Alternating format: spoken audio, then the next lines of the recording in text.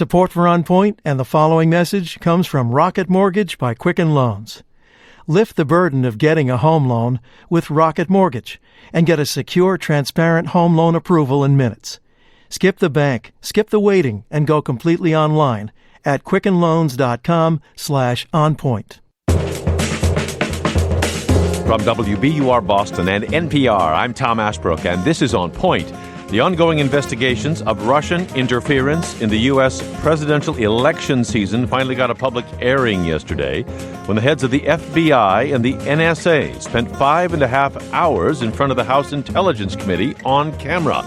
There's so much we don't know, but the headline defies belief. This country's national security apparatus, its law enforcement, and its legislature investigating the circle of a sitting president for possibly colluding with Moscow to swing an American election. Wow. This hour On Point, James Comey and Admiral Michael Rogers say their piece. You can join us on air or online where this conversation is always on. Were you glued to the hearings yesterday? What do you think? What will we ultimately learn here? Join us anytime at onpointradio.org or on Twitter and Facebook at onpointradio. Here was the money quote, the bottom line from FBI Director James Comey. I have been authorized by the Department of Justice to confirm that the FBI, as part of our counterintelligence mission, is investigating the Russian government's efforts to interfere in the 2016 presidential election.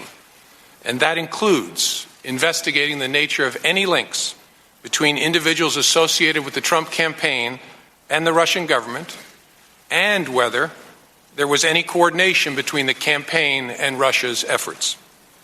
As with any counterintelligence investigation, this will also include an assessment of whether any crimes were committed. And here's Michael Rogers, head of the the NSA director, describing active measures he said Russia took to influence the 2016 presidential election. We saw cyber used. We saw the use of external media. We saw the use of disinformation. We saw the use of leaking of information, much of which was not altered. I mean, we saw several, if you will, common traits that we have both seen over time, as well as I would argue that the difference this time was the cyber dimension and the fact that the release of so much information that they had extracted via cyber is a primary tool to try to drive an outcome. For Republicans, it was all about leaks. How was word of all this getting out into the media? Here is Republican Trey Gowdy of South Carolina grilling FBI Director James Comey. So in the universe of possible motives for the felonious dissemination of classified material, we could rule out wanting to help the intelligence communities and the law enforcement communities. Those are two motives that are gone now. That leaves some more nefarious motives. Is the investigation into the leak of classified information, has it begun yet? I can't say because I don't want to confirm that was classified information. 5.5 hours of testimony on the Hill yesterday. Joining me first today to look at all of that is Warren Strobel, joins us from Washington, investigative reporter for Reuters covering foreign policy, diplomacy, and national security. Warren Strobel, welcome to On Point. Tom, thanks for having me on. You've been paying a lot of attention to all this for a while now. What did you learn yesterday, Warren, that you didn't or we didn't already know? Well, Tom, I think it was one of those hearings where all the news happened in the first 20 or 30 minutes, and then it was another 5 hours of a lot of partisan posturing and no comments by the FBI director and the NSA director. But the headline was, as you said, that there is this investigation, a serious counterintelligence investigation underway into whether there was collusion between people in the Trump campaign and the Russians, and to what extent the Russians manipulated the U.S. election. Huge news. As huge news as that is, we have to sort of caveat it by saying Director Comey did not say that the president is personally under investigation. He did not say that the name specific individuals who are under investigation. He didn't say, we think we're going to press criminal charges. But with that as background, this is obviously a very serious matter that I think is going to hang over the president and his administration for months and months to come. He did raise the possibility of criminal charges here. How does the FBI go about investigating something that happened last year, something with enormous potential ramifications for the United States already in the 2016 elections and potentially going forward if it's not figured out? How do they go back and try and recreate what happened here and not just in a casual way, Warren, but in a way that, I mean, this is the FBI, that they would be building a potential legal criminal case against targets. Yeah, Tom, that's what they do. They build legal cases, criminal cases, right? So I think Director James Comey is a little bit of is going to be walking a tightrope here, because he wants to do and wants the FBI to do a very thorough investigation to make sure they've looked under every rock and read every transcript of every conversation, interviewed every witness. But on the other hand, there will be some pressure for him publicly from the Trump administration, but also maybe from Democrats to show what he's got, especially as time goes on. And 3 months from now, if we haven't heard any more, everybody, including the press, is going to be asking, what have you got? What have you got? So he's walking a little bit of a tightrope there. I thought it was unusual, and it was unusual, they actually announced the investigation. As he himself said, the FBI normally does not do this, and I think it was just a matter of such public interest that they decided that they were going to make that extraordinary statement. Warren, you're an investigative journalist, though not a prosecutor, but give us some nitty-gritty here. I mean, how do they actually go about doing this? This would they go after a trail of digital communications? Would this be done with bringing people in and interrogating them? How do you pursue this kind of investigation?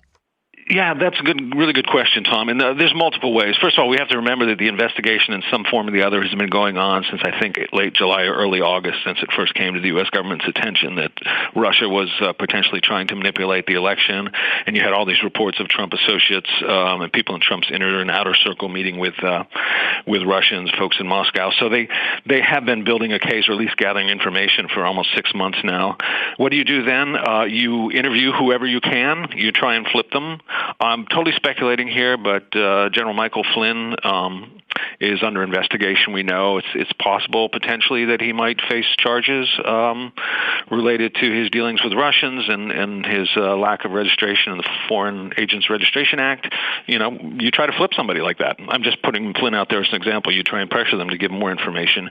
You do the digital trail. You go back and do the computer forensics, go through all the computer information you have. You read transcripts of telephone calls that you have. The U.S. government collects so much information every day that they don't have time to, they have to prioritize it. They don't have time to read through it all, so they're going to go back and do that. I think those are the major elements of the investigation that I would imagine. They talked about Trump associates yesterday, but who are we talking about here? I mean, these are not anonymous people exactly. We don't know.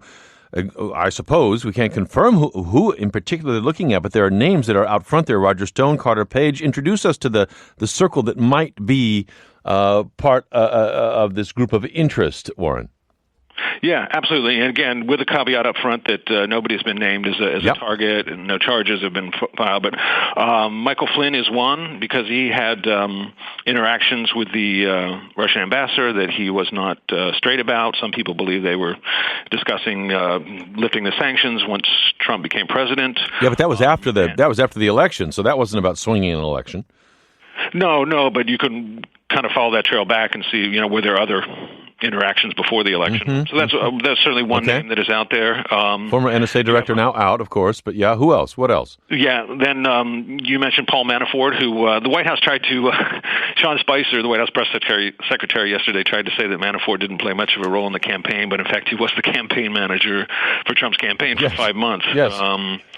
He's going to be looked at both for his dealings with Russia, and also he's had a lot of dealings in Ukraine on behalf of pro-Russian parties. And then Carter Page is the other person who was a senior national security advisor to Trump during the campaign, spent a lot of time in Moscow, has business in Moscow, and had a lot of interactions with Russians.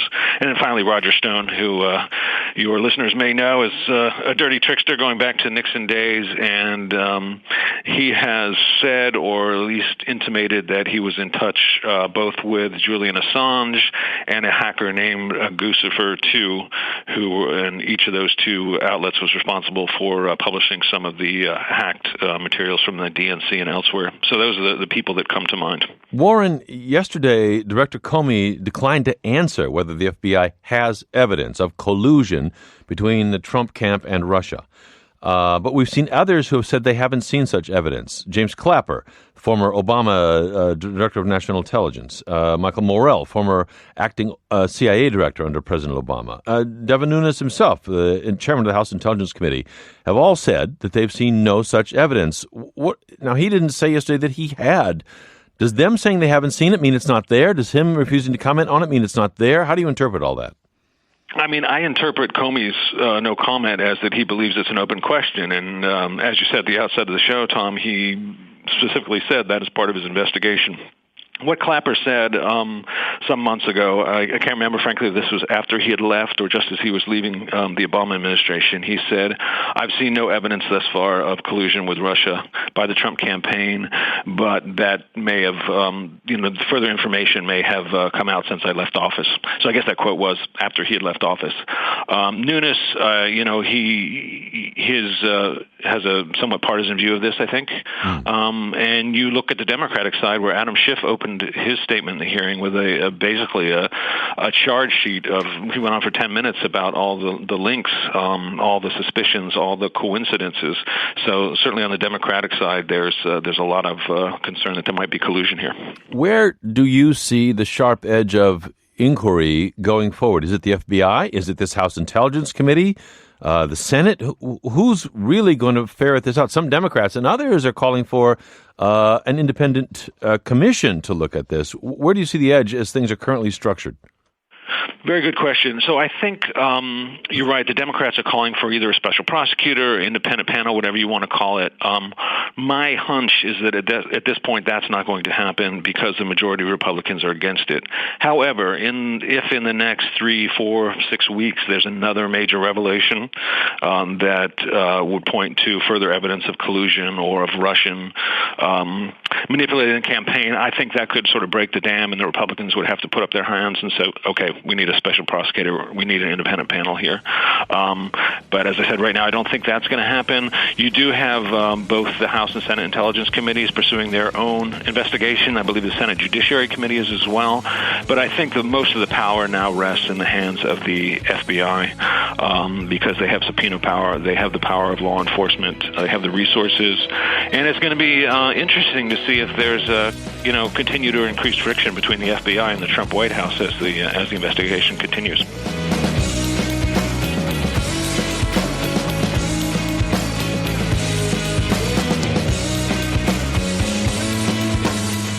I'm Tom Ashbrook. This is On Point. We're talking this hour about the FBI chief before the House Intelligence Committee and what we have learned on Russia and the president, his circle. You can join us this hour. Can you believe the FBI is investigating whether the president of the United States, Donald Trump, his team, colluded with Russia to swing the American election? Is that a headline you thought you would ever read? And what did you think of FBI Chief Comey's testimony yesterday, of Mike Rogers, director of the NSA? Were you surprised to hear the FBI chief flatly dismiss the president's wiretapping charges against former President Barack Obama? Warren Strobel is with us from Reuters, investigative reporter there. Jane Harmon, Gary Schmidt join us in just a second here. Here was California's Adam Schiff, ranking Democrat on the committee yesterday, laying out possible implications of the Trump administration's or camp's unusual relationship with the Russian government. Many of the Trump's campaign personnel, including the president himself, have ties to Russia and Russian interests. This is, of course, no crime. On the other hand, if the Trump campaign or anyone associated with it aided or abetted the Russians, it would not only be a serious crime, it would also represent one of the most shocking betrayals of democracy in history. A story being told there. We'll wait to see whether all the blanks are filled in. Republicans, again, here's Trey Gowdy, Republican South Carolina, very focused on who's been leaking about all this. Not as much on the possibility of collusion or interference itself, but who's been leaking, who's been talking about it. Here was Trey Gowdy saying all that's a crime. Motive behind that interference and influence, incredibly important. Our U.S. response, incredibly important. Some of that may rise to the level of a crime. Some of it does not rise to the level of a crime. One thing you and I agree on is the felonious dissemination of classified material most definitely is a crime. And the net effect here, the committee chairman, Devin Nunes, California, Republican, telling FBI Director Comey the committee is still seeing no evidence that the Trump camp colluded with Russia and that the FBI must share any evidence it finds, if necessary, behind closed doors. There's a big gray cloud hanging over things in Washington right now, he said. If you can't give it to the entire committee, I hope you can at least give it to myself and Mr. Schiff, because there is a big gray cloud that you've now put over people who have very important work to do to lead this country. And so the faster you can get to the bottom of this, it's going to be better for all Americans. Warren Strobel of Reuters is with us. Jane Harman joins us as well right now, Director, President, CEO of the Woodrow Wilson International Center for Scholars, former Democratic congresswoman from California, served 8 years on the House Intelligence Committee, was right in the middle of looking into the 9/11 attacks. She knows how all this works. Jane Harman, thank you very much for being with us today. Thank you, Tom. And with us from Alexandria, Virginia, Gary Schmidt. He's co-director of the Marilyn Ware Center for Security Studies, American Enterprise Institute. Worked for President Ronald Reagan as executive director of the President's Foreign Intelligence Advisory Board. Was staff director of the Senate Select Committee on Intelligence. He knows these highways and byways as well. Gary Schmidt, thank you very much for joining us today. Thanks, Tom. Jane Harman, what did you think of yesterday's hearing as a public start to this inquiry? Well, the whole world is watching, Tom. I now head the Wilson Center after 9 terms in Congress, where I had Adam Schiff's job, a while back. And I know from our work that our credibility is on the line here. This isn't just about Donald Trump. It isn't just about the people in his campaign. It certainly isn't just about the Senate and House Intelligence Committees. But people are looking at the United States of America and wondering whether we can function as a democracy. So let's put that as a context.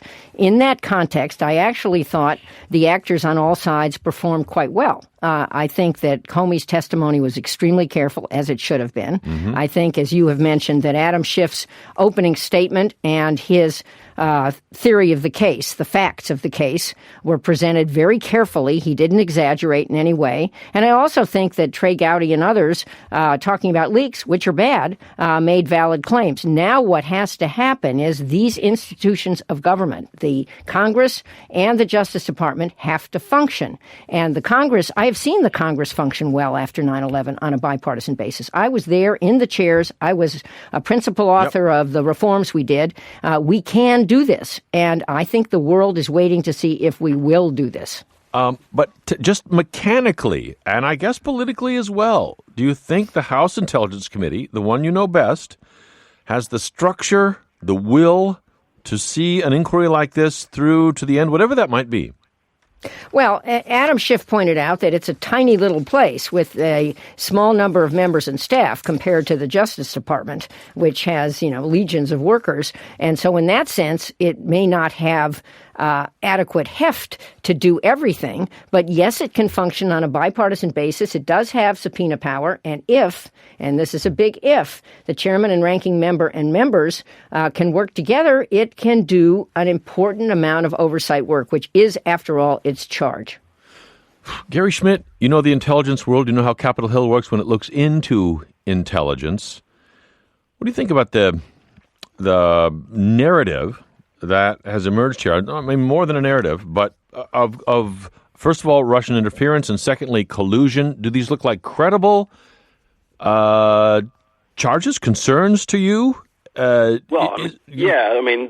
sufficiently enough, as Congressman Schiff pointed out, there's enough smoke there that it's absolutely essential that the Bureau investigate and get to the bottom of this. And as Congressman Harman said, until there's a kind of final resolution of this, it's very hard for particularly the White House to do its job effectively.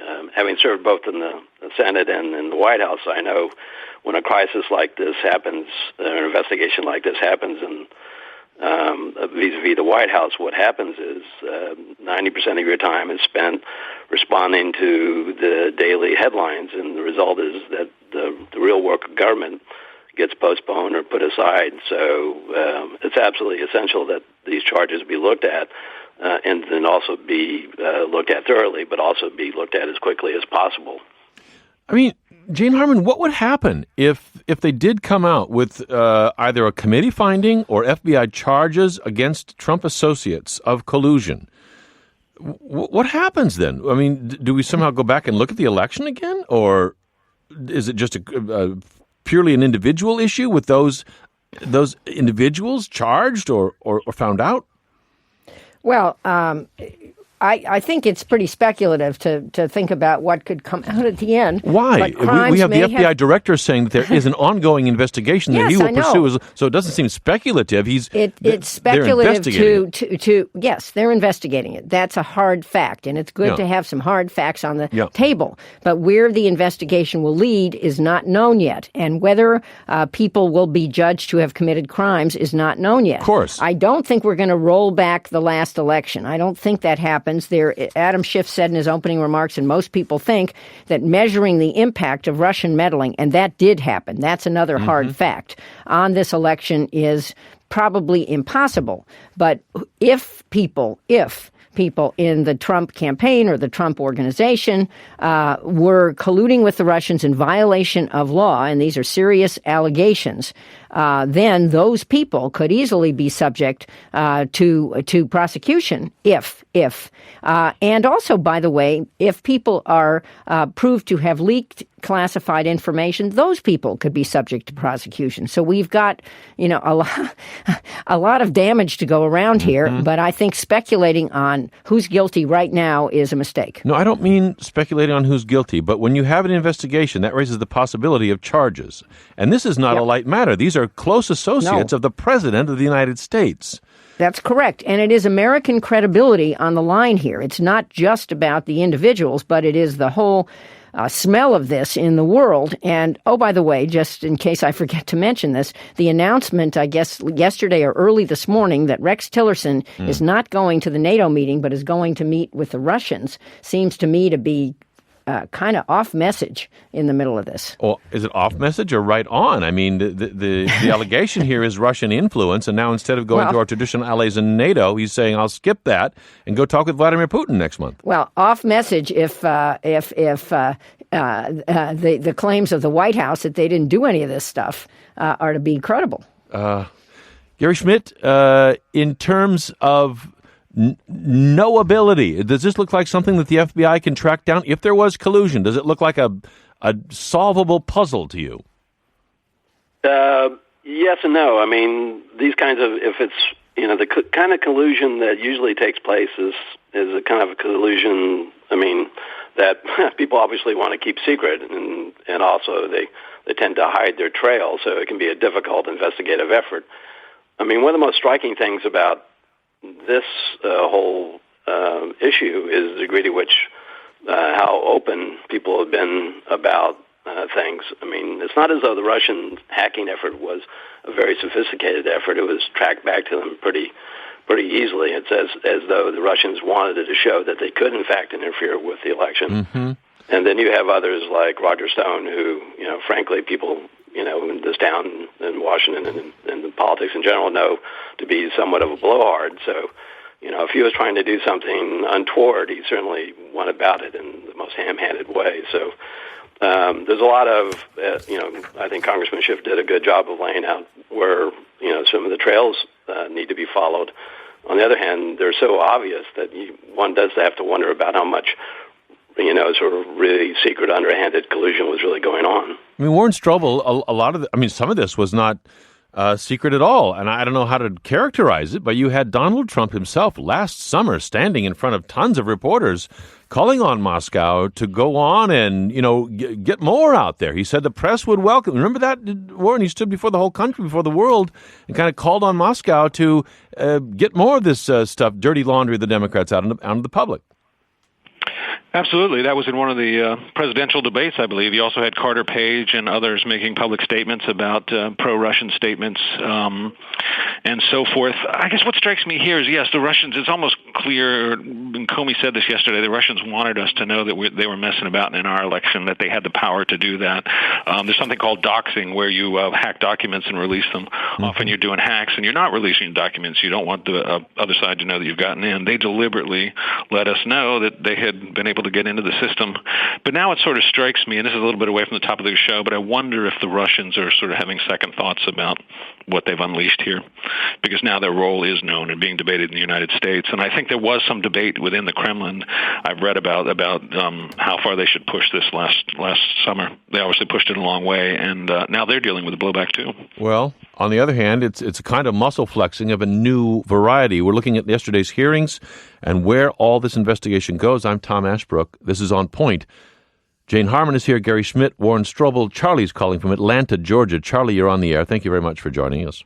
Hi, Tom. It's nice to talk with you again. Mm-hmm. I'm certainly encouraged that the FBI is looking into malfeasance during the election, but I don't want the FBI to limit itself only to questions about interference by the Russians in the election. I think, you and I have talked about this before, but I believe that Donald Trump is completely, totally financially dependent on the Russians. I believe that Russian money is what keeps Donald Trump afloat. There was a story that moved over the weekend about how many Russian oligarchs are investing in Trump properties in Florida, and I believe that that is the reason that Trump even can call himself a billionaire. I don't think he is a billionaire. Charlie, let us pick it up right there. Gene Harmon, does that there's been a lot written about this. Does that even come into the purview of an FBI investigation here, or is there a wall there somewhere? Well, I don't think it's in this investigation. That doesn't mean it couldn't be a different investigation. And the financial ties and all of that is more in the sweet spot of the Treasury Department. But nonetheless, that's why many people are calling on President Trump to release his tax returns, because that would give more information about where the money to his enterprises came from. Although obviously there could be layers of companies and shell companies, which would make it tricky to figure this out. But I'm not saying it's true, but I'm certainly saying the rumors are out there. If I could just add one other thing, I don't agree that the Russian interference is ham-handed. I mean, some of it is, but I think the Russians are very sophisticated, and we learn about this at our peril. They were using cutouts. Comey said this yesterday. As early as last summer, those are independent people who supposedly couldn't be tracked, except we tracked them, to disseminate the information to WikiLeaks and elsewhere. And that is very sophisticated. And the other point about this is they were and are meddling in European elections, and we need to keep our eye on that. Angela Merkel is going to have a very tough re-election. There's an election in France. And if Russia determines or helps to determine using cyber external media leaking and disinformation, the results of those elections, we again have a vital interest in preventing that. Mike in Nashville, Tennessee. Mike, you're on the air with Jane Harmon, Gary Schmidt, Warren Strobel. Hi, Mike. Thanks, Tom. First of all, one comment. Your last caller, in my opinion, is delusional. But going on to my subject, okay. We've created this ambiguous fear of the Russians. I'd like to know, what is there to be afraid of? Hillary Clinton, when she was a new Secretary of State, was going to have a giant reset with the Russians, and everything was going to be great going forward. Now they're not in power, and now there's something to fear. I'll hang up and listen to the comment. Mike, appreciate your call. Jane, respond. My response, that's an interesting question. And we have the Kennan Institute at the Wilson Center, which does a lot of work on understanding Putin and Russian history. And certainly Putin has a case that America has treated him poorly over the last 2 decades. There's a long piece in the New Yorker that's very illuminating. But my point is that we should be talking to Russia. We should be condemning things that they are doing, like annexing Crimea and their excursions into East Ukraine. But if we can work with them, and there's a good case that we can work with them on developing this new ocean in the Arctic, which could be the major sea lane between Asia and Europe, we should work with them. But Gary Schmidt, I mean, some of this is astonishing to me. You worked for Ronald Reagan. Can you imagine in that time if we had a suggestion or an FBI investigation of Russia meddling in the U.S. presidential election, that a substantial number of Republicans or Americans would say, what's the big deal? Well, I actually don't think Americans are saying it's what's the big deal. You just heard Mike in Nashville saying, what is there to fear here? I know, but whether he represents public opinion writ large is a different question. I mean, I think the truth is the public is taken with this issue, and I think and that's reflected in the fact how serious you're seeing the investigations both in the Senate and in the House. I mean, if the public wasn't interested in this topic and it wasn't as sensitive as it is, I don't think you'd see this sort of cooperation between both sides of the aisle and those two committees the way you have recently. So I actually don't buy it that it's not being thought of as a serious matter.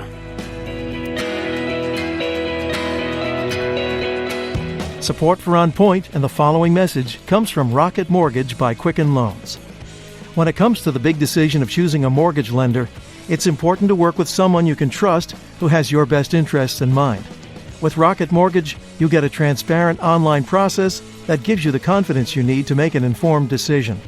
Skip the bank, skip the waiting, and go completely online at quickenloans.com/onpoint. Equal housing lender, licensed in all 50 states. NMLSconsumeraccess.org, number 3030.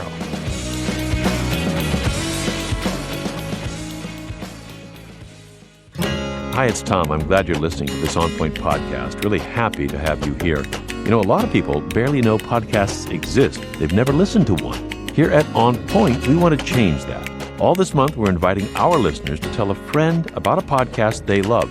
Do it in real life or on social media, and make sure you let us know what you're recommending. Tell us using the hashtag tripod. That's hashtag TRYPod. And thanks. I'm Tom Ashbrook. This is On Point, and we're talking this hour about the FBI chief and the head of the NSA before the House Intelligence Committee yesterday, and what we have learned on Russia, the president, leaks about the whole story. Jane Harmon is with us. She served 8 years on the House Intelligence Committee, right in the thick of exactly this kind of work and other circumstances. Gary Schmidt is with us, former staff director of the Senate Select Committee on Intelligence. He was executive director of the President's Foreign Intelligence Advisory Board during Ronald Reagan's second term. He's now at the Marilyn Ware Center, the American Enterprise Institute. Jane Harmon is head of the Woodrow Wilson International Center for Scholars. Warren Strobel is with us, investigative reporter for Reuters, has been all over this. You can join us. Are you confident we're going to know the truth here, that this committee, the FBI, will get to the bottom of it? Where does this go? At a certain point yesterday, Director Comey responded to a question from the ranking Democrat on the House Intelligence Committee, Adam Schiff, saying in effect that the president and his spokespeople have no facts to support the president's recent wiretapping allegation. Director Comey, was the president's statement that Obama had his wires tapped in Trump Tower a true statement? With respect to the president's tweets about alleged wiretapping directed at him by the prior administration, I have no information that supports those tweets, and we have looked carefully inside the FBI. The Department of Justice has asked me to share with you that the answer is the same for the Department of Justice and all its components. The department has no information that supports those tweets. Pretty flat rejection of that assertion by the President of the United States, by the head of the FBI. And even while the hearings were going on, or yesterday, the President was tweeting, saying that there was the NSA and FBI were telling Congress that Russia didn't influence the electoral process. Here is Senator, Congressman James Himes, Democrat of Connecticut, asking Director Comey to react to the president's tweet. Comey was caught off guard, but said in a lawyerly way that his agency had not addressed that question. This tweet has gone out to millions of Americans, 16.1 million to be exact. Is the tweet, as I read it to you, the NSA and FBI tell Congress that Russia did not influence the electoral process? Is that accurate? Well, it's hard for me to react to that. Let me just tell you what we understand the state of what we've said is. We've offered no opinion, have no view, have no information on potential impact because it's never something that we looked at. Okay. Jane Harmon, what does it mean when in the midst of this you got the president making his own analysis? The NSA and FBI tell Congress that Russia did not influence the electoral process, and the FBI director kind of agog at that.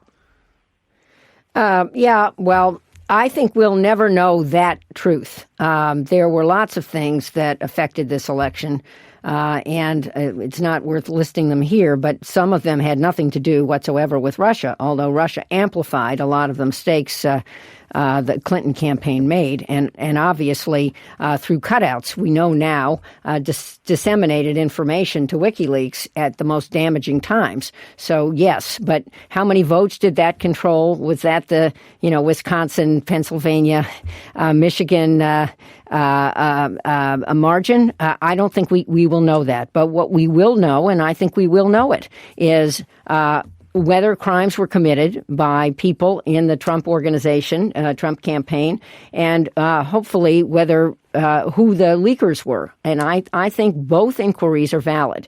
And leaking is bad. And I've seen it over and over in Washington. Leaking of classified information gets people killed.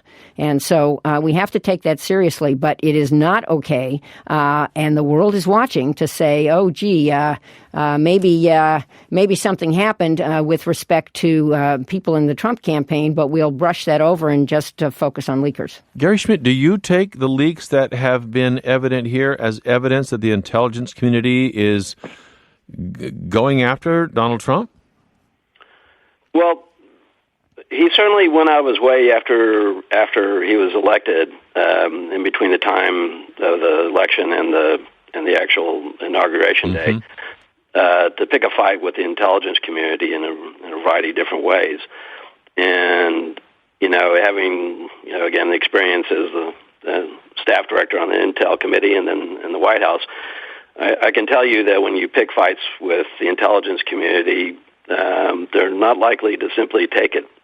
And so the possibility that they would leak to, challenge him or challenge one of his senior officials who also was somebody that was at odds with the larger intelligence community is possible. I would also say that, just to be fair, that it's not simply the intelligence community, no matter how small the number, that would have had access to the Flynn conversations with the Russian ambassador. There were also people in the Department of Justice during the Obama last days, and also in the White House that had access to that information. So while I don't think it's implausible that the intelligence community was leaking, it's also possible that it was somebody inside the senior ranks of the Obama White House or Justice Department. Jane Harmon, they won't just take it, the intelligence community, if you rough them up. Does that give credibility to Steve Bannon's assertion there's a deep state here that needs winkling out? Absolutely not. There is no deep state in the United States of America. There have been deep states in some other places like Turkey, which is where the term originated. There are leaks that are illegal in the United States and always have been. There is a free press which has every right to pursue as the fourth branch of government what's happening. But in this case, I am hoping that we will find out whether crimes were committed, and we will find out where the leaks came from. I think both are valid inquiries, but just doing leaks, it seems to me, is wrong-headed, and I don't think the American people will stand for it. Dolores in Waterford, Pennsylvania. Dolores, you're on the air. Thanks for calling. Hi, Tom. Hi to your guests. It seems that Trump has replaced John Gotti as a new Teflon Don. Okay? Your program yesterday revealed his business dealings with some of the most corrupt and nefarious governments on the planet. Back in 2008, Donald Trump Jr. said, in terms of high-end product influx into the U.S., Russians make up a pretty disproportionate cross-section of a lot of our assets. So what, Dolores? So what? We're talking about whether Russia influenced the election here. This is Tom, there are so many incidents here that tied the Trumps to the Russians. I mean, how is it that the Big Four, Manafort and Page and Flynn and Stone, wind up in the Trump campaign? To me, this is like it's a 500-piece jigsaw puzzle, and maybe we now have 497 or 498 pieces, but there's still that one piece that is missing. But you can kind of see, you think you can see the picture already. Dolores, we've got it, and I appreciate your call. Let me get one more. Matt in Providence, Rhode Island. Thank you, Dolores. Matt, you're on. Hi, Tom. Thanks for taking my call. Yeah. I'd like to repeat some of Dolores' concerns. One watching this election, I'm very happy the investigation is going forward. I just think there's been way too much smoke for there not to be any kind of fire. But my comment is, during the hearing yesterday, we had the president, denying all these claims, and then we had him fact checked in real time, frankly. So, at what point can journalists? Because I know it's a line to cross for you guys to call him a liar, but I mean, if it looks like a duck and lies like a duck, So I'm just wondering, when is enough enough? When can journalists really, Yeah, Warren Strobel, let's pick that up. When the president tweets in the midst of these hearings that the NSA and FBI tell Congress that Russia did not influence the electoral process, what is that? Let me make 2 quick points to go to each of the callers' questions. Yep. On the question about how do we characterize that, we've had a lot of debates internally at Reuters about exactly that question when you tweet something that has no support, and I'm sure other journalistic organizations have as well. The term liar or lied is a very charged word. We, for now, are saying things like unverified claims, unsubstantiated claims, claims without evidence, repeated claims without evidence, that formulation. You can argue that round or flat, but that's what we've done. Secondly, on the Russian money piece, quick pitch for Reuters here. We were the ones that published an article that was referenced by an earlier caller about a lot of Russian money going to buy Trump condos in South Florida. The caller said, we have 497 pieces of the jigsaw puzzle. I think we have about 37 pieces of the jigsaw puzzle. A lot to look at, but nothing's been proven in terms of hard Russian money influencing Trump or his policies, at least as of today. Tony in Macomb, Michigan. Tony, you're on the air. Hi, Tom. Hi. 3 quick points. First of all, where was the deep investigation into the Clinton Foundation and all the money that they got into that? And where has that money gone to? Are they just in their pockets now? Second thing, what about the influence that the Obama administration tried to put on the Israeli elections when Bibi Netanyahu was being elected? And third, I could care less about Trump's tax records. I mean, he's a multi-billionaire, so I just don't care. And I don't know anybody. I don't talk to anybody that cares about it. What if Russia got into our election? Does that matter to you? I mean, that's what was on the table yesterday, Tony. Does that matter to you? Wait, I missed your question. I'm sorry. What if Russia? We've got our intelligence community saying Russia interfered in our presidential election. Does that matter? And what if people in the Trump camp colluded with Russia in doing that? Do those things matter to you? Well, it would if that was true, but I think it's just like stuff that you guys are pushing. I really do. They didn't come into Macomb Township here and get into our voting machines. No, and everybody's very clear on everyone's very clear on that, but there's lots of ways to get into an election. And you say pushing, but what's our job here? If a foreign government that's not a democracy, anything like we aspire to, gets in the midst of our presidential election, as an American, doesn't that make you want to stand up and holler a little bit? Yeah, but I've been hollering for 8 years when you guys just let everything Obama did just go by the wayside because it was Obama. Oh, wow. I mean, it goes both ways, guys. Yeah. I'm all for that, and there was a lot of talk about many, many steps that were taken during the Obama administration. Clinton Foundation, we talked about that money plenty right here.